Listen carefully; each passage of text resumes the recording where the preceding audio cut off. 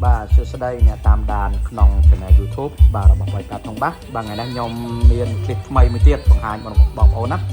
bà dương taจะมวยหนังซับหมกดับผมไว้bàกอมาเลยมาไพ่ปรำบอกนะbà dương taจะมวยหนังอมพลีbà dươngยำนอมืออมพลีติ๊กเดี๋ยวต้องหนังอมพลีá bàอมพลีนี่คือตะไลเราบองนะสำหรับโมเดลคือ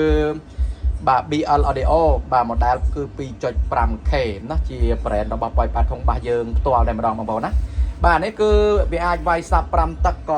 125បានរហូតដល់4គ្រាប់មួយ channel គឺវាយ2គ្រាប់អំភ្លីនេះលោតបាន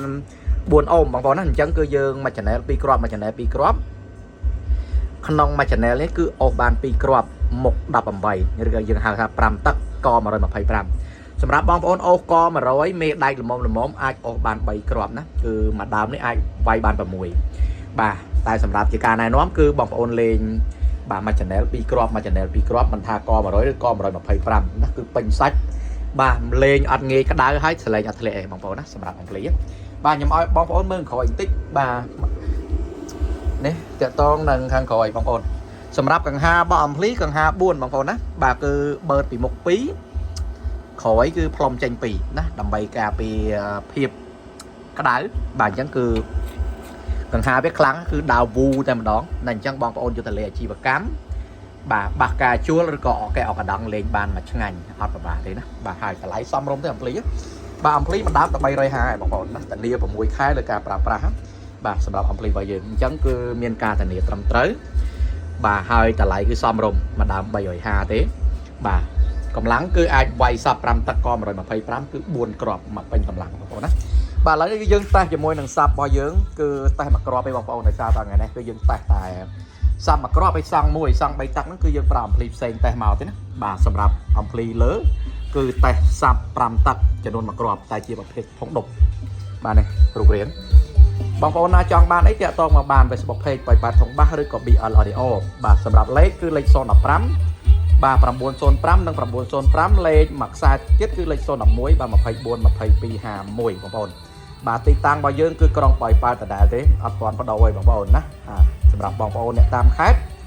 អ្នកតំណងមកកំងគឺផ្ញើជូនបានណា25ខេត្តក្រុងអូខេតោះស្ដាប់សលេងបន្តិចទៅ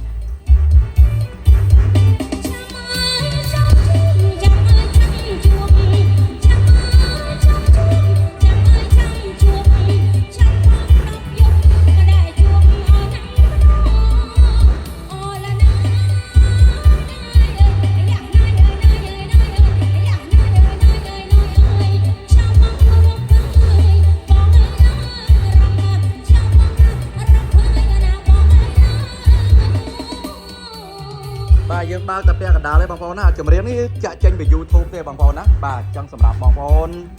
បាទអ្នកចង់បានចង់រៀបឈុតតូចឈុតធំបាទអំភ្លីជាប់អំភ្លីក្រៅអាចតំណងសាកសួរបាន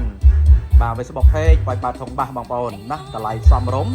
បាទមានច្រើនតម្លៃជូនពុកម៉ែបងប្អូនសម្រាប់ការជ្រើសរើសបាទសម្រាប់បងប្អូនមានបាចិត្តប៉ុន្មានអីអាចទាក់ទងមកបានណាសាកសួរបានបាទប្រឹក្សាយោបល់ហ្វ្រីបាទអត់គិតអីទេឬក៏បងប្អូនចង់ដឹងពីតម្លៃអីវ៉ាន់មួយណាអីអាច call សួរតំណងបានតាមរយៈលេខដែលខ្ញុំបានជម្រាបជូនខាងលើមិញ